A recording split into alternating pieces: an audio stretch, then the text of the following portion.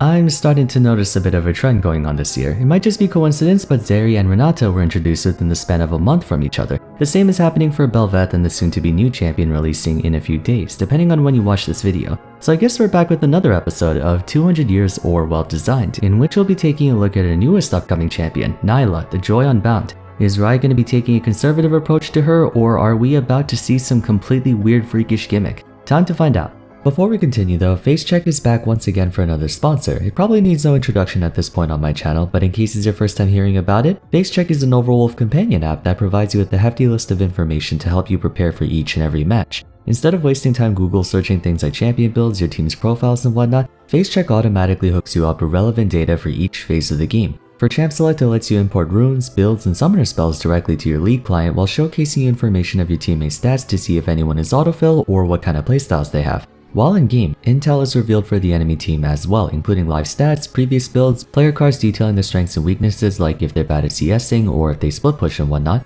One other cool feature is that they even show you the team's damage distribution, which updates over the course of a game, so you can figure out if you need more armor or magic resist. When the game is over, you get a full analysis of your personal performance, including how well you did in comparison to your lane opponent, what you did right or wrong, and many more, so you can see where you're lacking. All in all, it's a very helpful app that complies with Riot's terms of service, so I highly suggest you check it out via the link on screen or in the description. Thanks again to FaceCheck as always for sponsoring the video, but for now, let's get back into it. From what I've heard so far, Nilah's backstory is rather simple and tragic in a sense. She kind of reminds me of Goku from Dragon Ball, a fighter with a generally happy disposition whose main goal in life is to take on the strongest enemy she can find. Although in Nilah's case, she's always happy, as per the curse of the demon she controls. It's a very one-off kind of background that doesn't directly correlate with any overarching lore, in contrast to Bel'veth, whose origin story is being the supposed progenitor of the Void. We're focusing primarily on gameplay in this video, but if you're interested in learning more, I suggest you watch Necro's channel. He's basically the connoisseur of the League of Legends mythos. Being a wildcard, if you will, it's hard to establish a point of reference for her in terms of playstyle. Going off of her personality though, a free-spirited wanderer type with a devil-may-care approach to life can be found in the existing cast. And they're usually kind of annoying. Nilah's whole shtick is that she wields amorphous liquid in the form of a whip. With this in mind, one could assume she follows a water theme. It's not as literal as the likes of a sea dweller like Nami, but water is associated with fluidity. This in conjunction with her personality should paint a clear picture on what her moveset and playstyle would be like. Or so we hope. How did it turn out?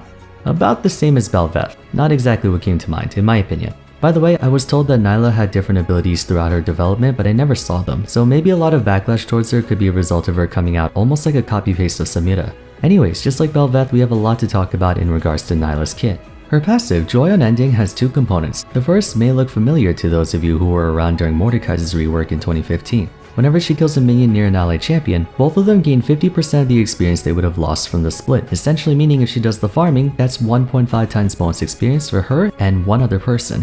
Before we even begin to talk about the rest of her kit, there's something I think needs to be said. Champions get privileges like this on a daily basis. The presence of it alone does not imply they're badly designed. Oftentimes, to account for certain situations or circumstances, extra stats or benefits have to be added to their innate repertoire so as not to hamstring their efficiency. One good example would be Darius, whose Apprehend provides him a staggering 35% bonus armor penetration. Were this bestowed upon any other physical damage dealer just by existing, it would automatically skyrocket their win rate beyond belief. But for Darius, it's considered an afterthought. This is due in part to his backloaded damage, requiring 5 stacks of his passive to really start building momentum. With that in mind, Darius will have to itemize a lot of health and defense to buy him the time needed to get to that point, meaning he doesn't have the luxury to go full damage. Thus, the armor penetration is there to ensure he remains a threat in the mid to late game even as his base damage without hemorrhage falls off.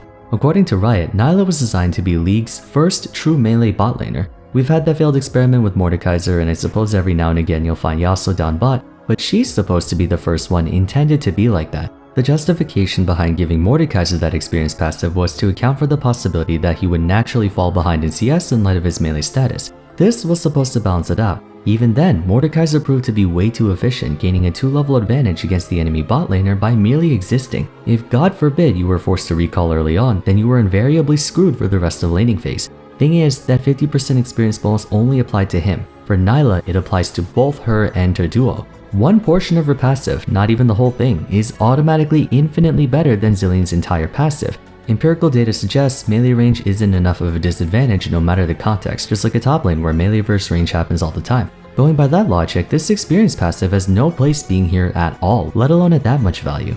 Moving on though, the other part of her passive grants 10% increased healing and 20% bonus shield strength from allied champions. Whenever they cast a heal or shield on her, a portion of that is granted back to the caster, and whenever they use a heal or shield on themselves, Nilah also gets a portion, so basically her entire passive is just free stats in the most literal sense.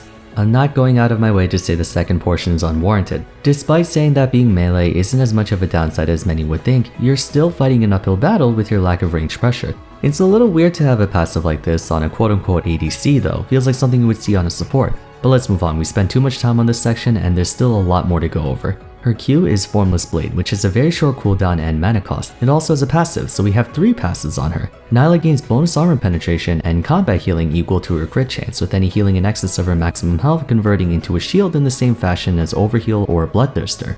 Okay, strangely enough, the battle healing makes more sense than the armor pen. Once again, Nilah's a melee champion, she's gonna take a lot of damage by default, especially in the bot lane, so having a form of sustenance is necessary so as not to lose the war of attrition too much. The armor penetration is dangerous for 2 reasons. 1, as an auto attacker, Nilah has access to on-hit items like Blade of the Ruined King. In general, on-hit marksmen lose the privilege of armor penetration items like Serylda's Grudge or Lord Dominic's because they have to go full attack speed and on-hit items. If she were to purchase LTR and have 100% crit chance, we're staring down an ADC with over 50% armor pen, and that's very risky. Fortunately though, she won't reap the full benefits of either stat until 4 to 5 items, so it may not be as much of a balance issue in practice. For the actual attack itself, it's a linear forward thrust. Think Jarvan's Q, Pantheon Q, Yasuo and Yone Q, etc. When cast during Slipstream, the attack follows her dash trail in the same way as Samira. Should Formless Blade strike at least one target, she gains 125 bonus attack range, bringing her to 350, bonus attack speed, and deals AoE damage in a cone. With a duration of 4 seconds and a cooldown of 4 seconds, you can consider the attack speed and AoE damage a passive so long as she hits something. In essence, her passive and Q consists of mostly passives, a lot of free stats. Personally, I think free stats are fine so long as they're warranted, and we'll have to figure that out from the rest of her kit.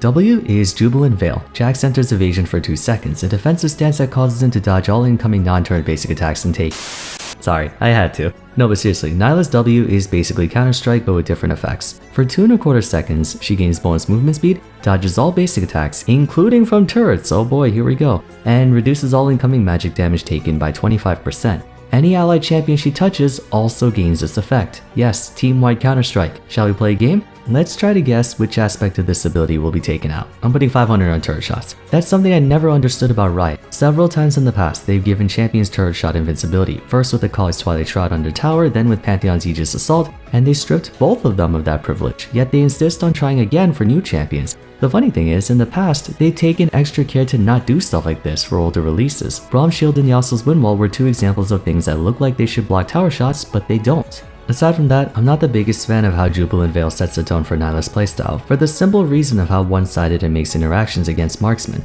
Stat-wise, it's fair. An extremely long cooldown of 22 seconds even at max rank with no way to reduce it. Nilah will only be able to get her W off once in a given teamfight. 22 seconds is a long time. Furthermore, it does nothing other than dodge stance, no stun or anything. However, given that she's meant to be a bot laner, what I'm predicting will happen is that engagements will essentially boil down to Nilah taking her turn first, and that she gets free reign to do whatever the hell she wants against the enemy marksman, then they get to take their turn, as she has no defensive options past that point. This interaction is exactly how assassins play. Champions such as Talon, Zed, Qiyana, the way fighting them usually works is that they attack first, and if you manage to survive, you get to strike back. That tends to become frustrating to deal with if there isn't a fair margin for error for the defender to work with, as often is the case for circumstances like these. While I'm not wholly against dodge as a concept, I think like on targetability, it polarizes matchups more than I and I'm sure most of you are comfortable with. Not saying this ability makes Nilah invincible or anything, but the bulk of Marksman's damage hinges on basic attacks, and so far from what I can tell, she's a skirmisher, the melee equivalent to Marksman. 2 seconds is more than enough for her to rip 80 carries to pieces, not to mention if she's engaging with someone else, then you aren't allowed to attack any of them. Fortunately, the rest of her kit is pretty bare bones. Slipstream is a targeted dash that deals a little bit of damage. She can store up to 2 at a time with a rather long recharge cooldown. No reset mechanic though. Once Nilah burns her 2 dashes, that's all. Interesting to not have a cooldown refunder of some sort. The whole idea behind mobility for marksmen is that they have long cooldowns at base, but some way to accelerate getting it back. For Zeri, her Spark Surge cooldown can be refunded with burst fire crits or charge autos. For Ezreal, his Arcane Shift comes up earlier thanks to Mystic Shot's cooldown effect. For Lucian, Relentless Pursuit refreshes faster with Lightslinger. For Graves, it's with auto attacks, etc. Nilah's method is just storing 2 charges for stronger all-ins, which is different. Finally, we have Apotheosis, a hybrid between Dianet's Moonfall and Orianna's Shockwave that heals her and nearby allies for every champion struck, sharing the same overheal passive with her Q. And it's also a very weird ability to see on her. In fact, that's the kind of vibe I'm getting from Nilah as a whole. She feels ambiguous. In concept, I'm having a hard time fathoming her playstyle. Maybe it requires a deeper look into her backstory and lore for me to fully understand, but she raises a few questions. For one, what is she supposed to be?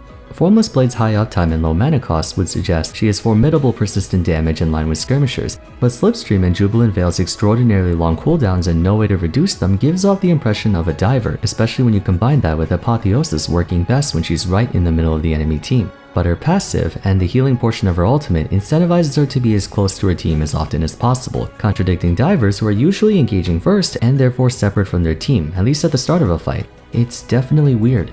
Honestly, I'm conflicted. For one, she gets a billion things for free like bonus experience, bonus healing shield power, bonus armor pen, bonus lifesteal, bonus attack speed, but after analyzing the rest of her abilities, they don't really do a whole lot in the grand scheme of things. That being said, what's another champion whose kit seemingly consists of a bunch of abilities that don't do a whole lot applicably yet is one of Riot's most 200 years champions? Akshan. Q, basically Sivir's Q, W, basically Twitch Q, Ultimate, a more convoluted version of Caitlyn's ult. Nilah has the exact same basis. Her abilities don't actually do that much. She doesn't have any super insane flashy 1v9 explosion laser supernova thingamadoohickey. Q is a forward jab that makes her wet noodle more slappy. W is Jax's dodge stance mixed with Senna's black mist. E is a dash with damage almost identical to Samira's E. Ultimate is an odd mixture of Vladimir and Orianna's ult. It's a different form of overloaded than say Viego, Aphelios, or Yone, but overloaded is still overloaded. You can either overload a champion with what-ifs, or you can overload them with stats, the latter being Nilah's direction. Going back to the point I made earlier about giving a champion free stats to compensate, it's not unacceptable for her to have really high combat sustain from her passive, Q passive, and ultimate.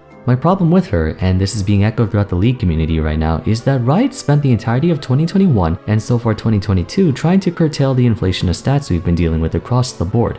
Too much anti-heal and anti-shielding because there's too much healing and shielding, and too much healing and shielding because there's too much damage. We just had the durability update, increasing everyone's health, armor, and magic resist while lowering heal and shield values to compensate. But to compensate for that, they lowered grievous wounds from 60% to 40%, the original cap. Shortly after, however, they released Bel'veth and Nilah, two champions with multiple sources of healing in their kit. The former on Royal Maelstrom and Endless Banquet, and the latter on Joy Unending, Formless Blade, and Apotheosis. Not just a token amount of healing either, a lot of healing. Granted, they're conditional. I'm not saying they had the same restorative faculty as Vladimir, but the fact that they even have any semblance of regeneration to begin with is what's getting aggravating. Moreover, there seems to be this incessant compulsion for Riot to overcompensate on weaknesses. Nilah is conceived as a melee bot laner, and so they design her in a way to have the same damage output, crit scaling, and whatnot matching the competition. But then, they add extra stuff to diminish the influence of her shortcomings, being a melee champion and thus having a worse neutral game than ranged. But that's the whole point of her design. Nilah's a melee champion, therefore she should have all the weaknesses of a melee champion. In return, she has all the strengths of a melee champion that ranged champions don't, and vice versa. I'm fully aware that in the context of bot lane, Nilah will start at a disadvantage. Her utility spells have long cooldowns, and if she's facing a long-range marksman like Caitlyn or Zeri, she needs a way to survive long enough to find an opening to close the gap and win the fight.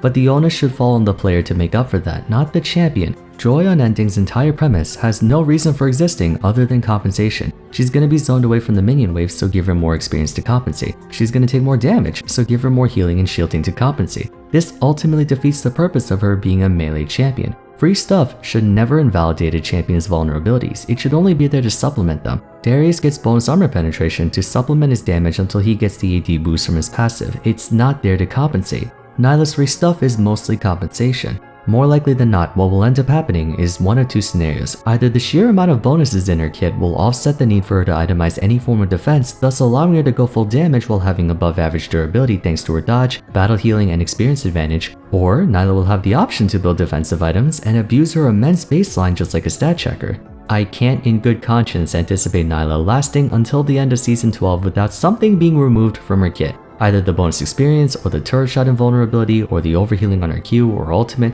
or maybe all of them. This is not how you design a champion. They should have very clear weaknesses to balance out their strengths. Right now, I don't see any clear weakness, at least not one that isn't compensated. Perhaps you could make a case for her needing to swim with a buddy to make full use of her pressure, which is true, but you were ultimately gonna do that anyway since Nilah is most definitely not a split pusher, so you can't call that a con. You can tell a champion's overloaded when it's obscure as to what their weakness actually is. Once again, I'd like to reiterate that this is all premature speculation. For all I know, Nilah will be one of the most underpowered champions of all time on release, or those free stats won't feel as broken as I make them out to be. But the possibility is there, and that's enough to get players unhappy about what's to come. So having said that, I think I'm gonna give her a 4 out of 10. I like her visual design, not so much her gameplay. Not gonna lie, ever since Vex, things have just been gradually getting worse and worse. The video is going a bit long, so I'll end things here. As usual, feel free to share your first impressions on the champion in the comments down below. Do you think Nilah is 200 years or well designed? Personally, I'm veering more towards the 200. Aside from that, if you enjoyed the video, I'd appreciate it if you love to like and subscribe. Consider following me on Twitter, joining my Discord server, and checking out my previous episodes on Bel'veth, Zeri, Blask, and Vex if you haven't yet. But until next time, thanks so much for watching, and I look forward to seeing you again soon. Take care.